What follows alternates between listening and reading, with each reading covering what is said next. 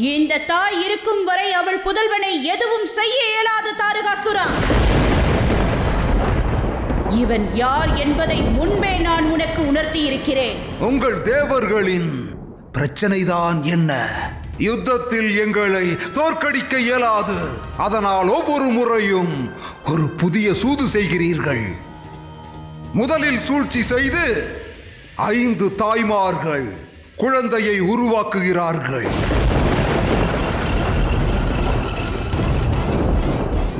அதன் பிறகு அவனை அதிசய உலகில் வளர்க்கிறார்கள்.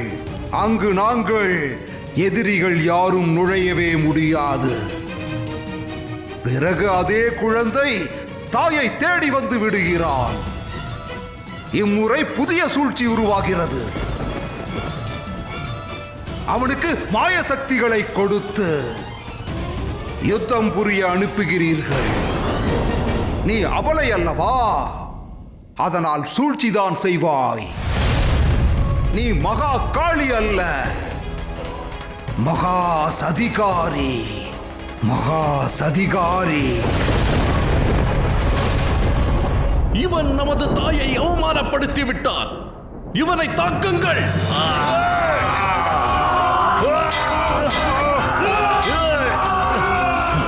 தாயே, குமரனை அழைத்துச் செல்லுங்கள். அவர் காயத்தை குணப்படுத்துங்கள். யுத்தத்தை நாங்கள் பார்த்துக் கொள்கிறோம். இவர்களை நான் விடப் போவதில்லை. இல்லை தாயே, மகாதேவரின் வரம் முறிந்துவிடும். தயவு செய்து திரும்பி செல்லுங்கள்.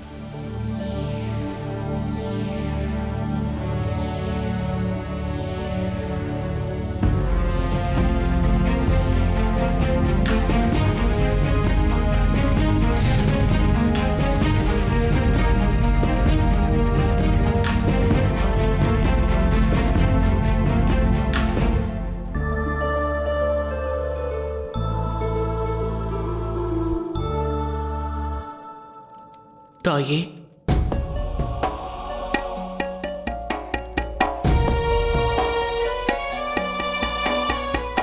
என்னை மன்னித்து விடுங்கள் தாயே. நான் தோற்றுவிட்டேன். நான் என்னுடைய பிறப்பின் நோக்கத்தை நிறைவேற்றவில்லை. மாறாக துஷ்டர்களிடம் தோற்று தங்களுக்கு துன்பத்தை அளித்து விட்டேன். நான் மகிழ்ச்சியாகத்தான் இருக்கிறேன். ஏனென்றால் நீ முழுமையாக முயற்சித்தாய். நீ உனது தைரியத்தை இழக்கவில்லை. இனியும் உன் தைரியத்தை நீ இழக்காதே. தாரகாசுரனின் மரணம் உன்னால் தான் என்று நிச்சயிக்கப்பட்டுள்ளது. ஆனால் புரியாத ஒன்று, மகாதேவரின் வரம் ஏன் முழுமையடையவில்லை என்பதுதான். உன்னால் ஏன் தாரகாசுரனை கொல்ல இயலவில்லை?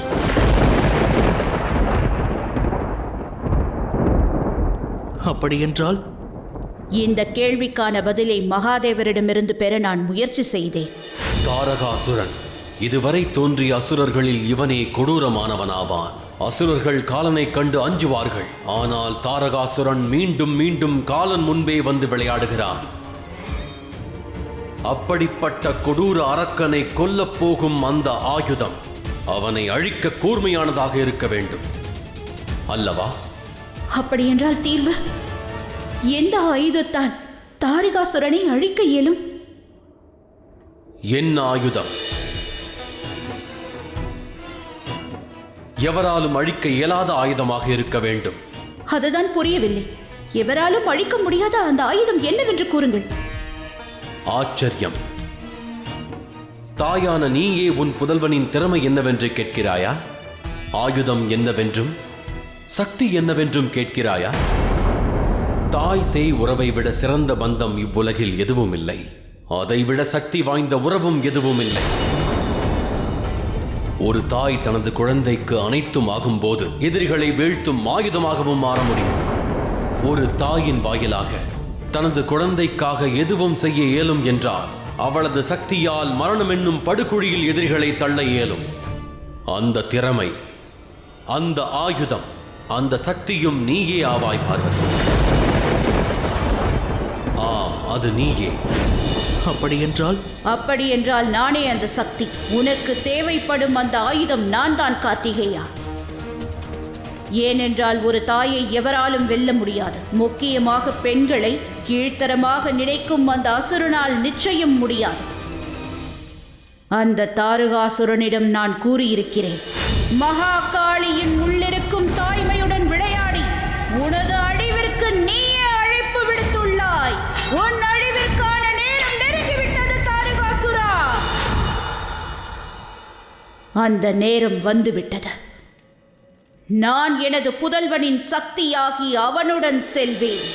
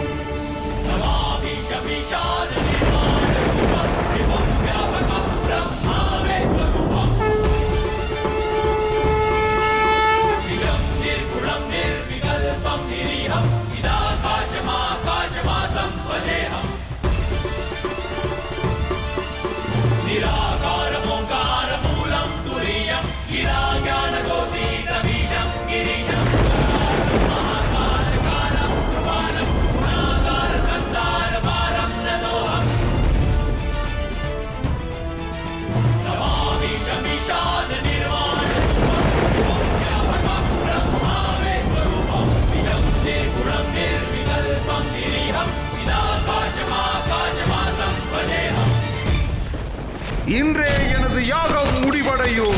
இன்று ஒவ்வொரு தேவனும் என்னுடைய யாகத்திற்கு பலியாவார்கள். இன்று மூவுலகின் அரசன் அல்ல, அனைத்து படைப்பிற்கும் தலைவனாகி விடுவேன் நான். தாரகாசுரா!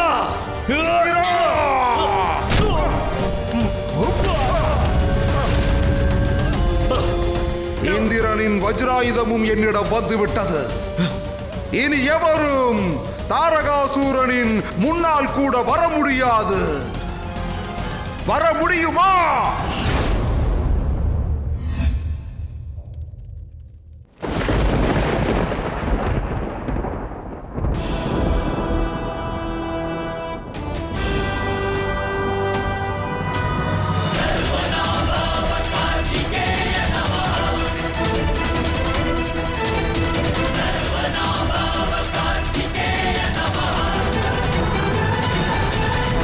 மீண்டும் வந்து விட்டாயா பாலகா? மீண்டும் மீண்டும் ஏன் தாரகாசுரனை சங்கடப்படுத்துகிறாய்? ஒரு சிறுவனை நான் எவ்வாறு தாக்குவது? ஆனால் நீ தனியாக வந்திருக்கிறாய். உன்னை தனது கைகளுக்குள் ஒளித்து வைத்திருக்கும் உன்னுடைய தாயார் எங்கே? உன்னை மரணத்தின் வாயிலில் விட்டுவிட்டு ஓடிவிட்டாளா? அல்லது நீ அவளின் விகார வடிவை கண்டு பயந்து வந்து விட்டாயா? மகாகாளன் மற்றும் மகாகாளியின் புதல்வன் நான். நான் எதற்கும் அஞ்ச மாட்டேன். அச்சம்தான் என்னை கண்டு அச்சப்படும். என்னுடைய தாயை பற்றி கேட்டாய் அல்லவா? என்னுடைய தாயின் சக்தி எப்பொழுதும் என்னுடன் இருக்கும்.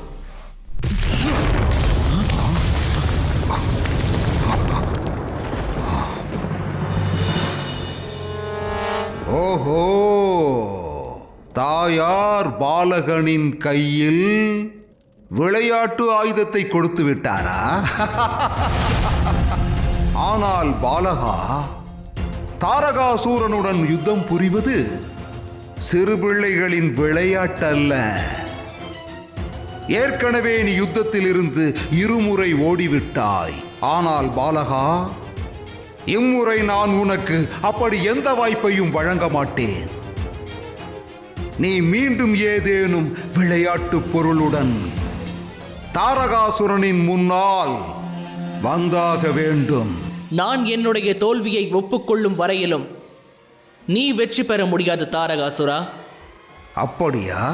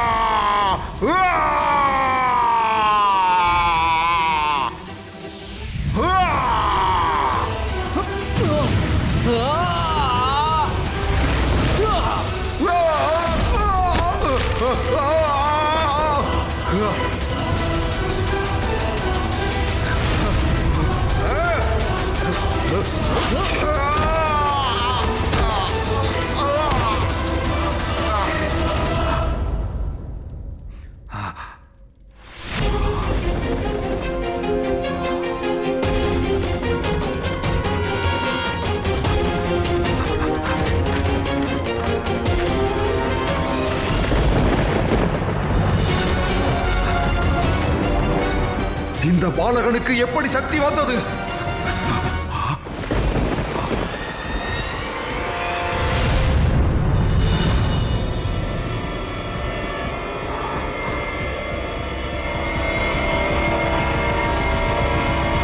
உன்னால் எங்கும் ஓட முடியாத தாரகாசுரா, உன்னுடைய காலன் உன்னை நோக்கி வந்து விட்டான்.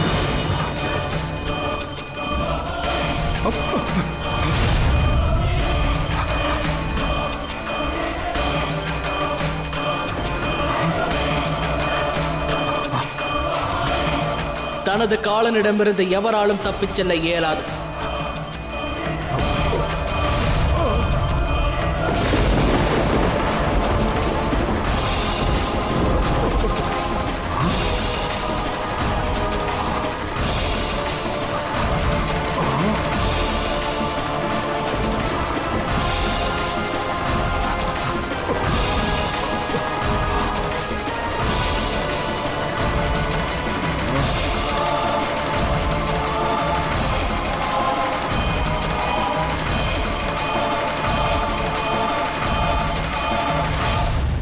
இது ஒன்றும் பயங்கர ஆயுதமாக தெரியவில்லை.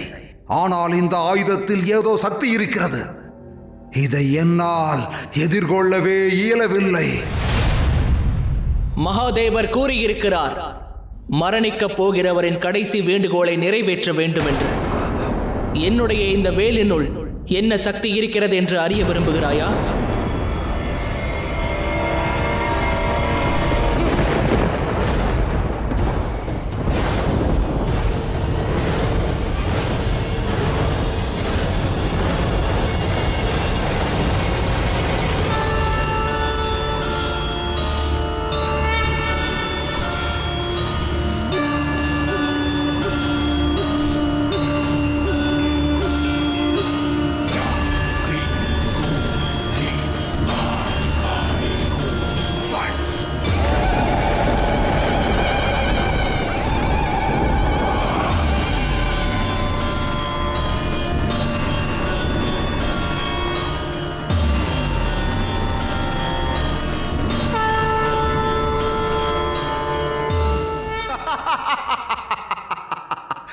ஓஹோ, இது உனது மாயைதானா? ஆனால் உன்னால் என்னை கொல்ல இயலாது காளி. நான் எங்கே உன்னை கொல்லப் போகிறேன் தாரகாசுரா? உனது வதத்தை எனது புதல்வன் கார்த்திகேயனே நிகழ்த்துவான்.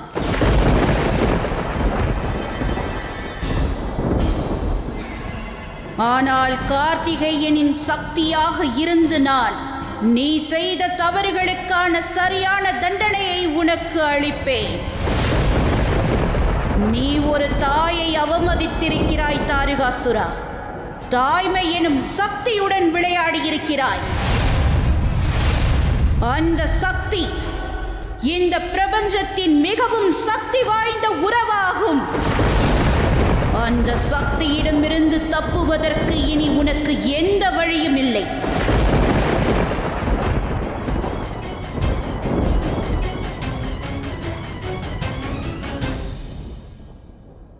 நீ எனது வாரிசை 6 துண்டுகளாக்கினாய் அல்லவா? இப்பொழுது உன் 4 திசைகளிலும் பார். இன்று அந்த 6 துண்டங்களும் உனக்கு காலனாகி உன்னை நாற்புறமும் சூழ்ந்திருப்பதை பார். இந்த காலனிடமிருந்து தப்புவதற்கு உனக்கு எந்த வாய்ப்பும் இல்லை.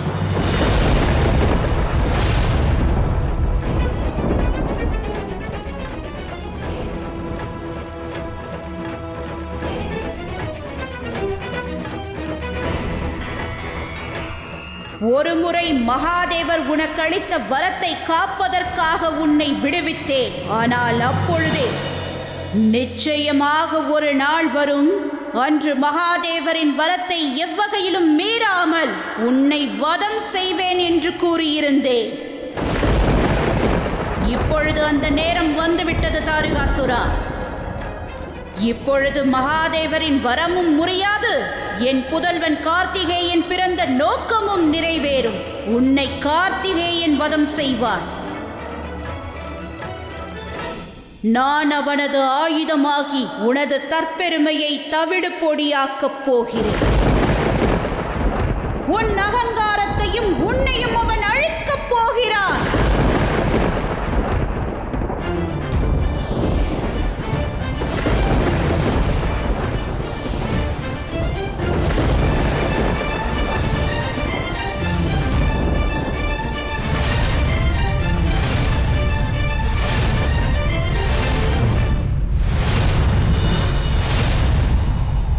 அந்தமும் நானே, ஆரம்பமும் நானே,